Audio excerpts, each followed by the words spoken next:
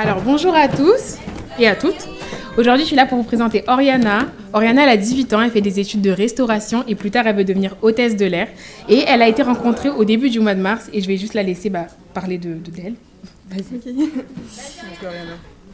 Attendez, Tranquille. Moi, j'ai grandi dans une famille qui était catholique, donc on a tous été baptisés, mais vraiment par tradition. On va dire que toute mon enfance, on m'a pas vraiment parlé de ce qu'était vraiment Dieu. Pour moi, c'était plus une légende, etc. On en parlait vraiment vaguement. J'ai grandi, en fait, j'ai été harcelée de ma CP à ma première. Et en fait, avec tout ça, j'ai développé un trouble de la personnalité. J'ai été diagnostiquée l'année dernière, il y a 1 an, quand j'ai fait ma tentative de suicide. Et pendant des années, j'ai cru que j'avais ma place nulle part. Donc, en fait, je comblais beaucoup ce manque par les relations, etc.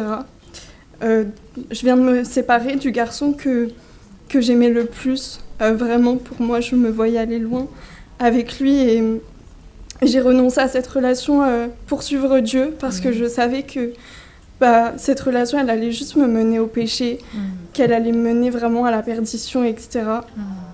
Et il y a un verset, en fait, qui m'a beaucoup marquée quand j'étais vraiment en recherche, en fait, parce que je cherchais la vérité. Et quand j'ai commencé ma marche avec Jésus, au début, je souffrais beaucoup. Et je me disais, mais c'est pas normal de souffrir autant.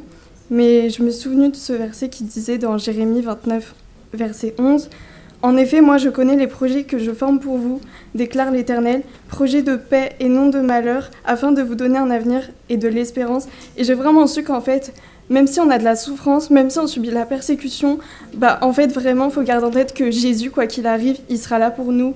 Et qu'en le suivant, en fait, on trouve vraiment un réconfort et qu'on trouve vraiment de la joie, en fait, dans ces souffrances. Amen.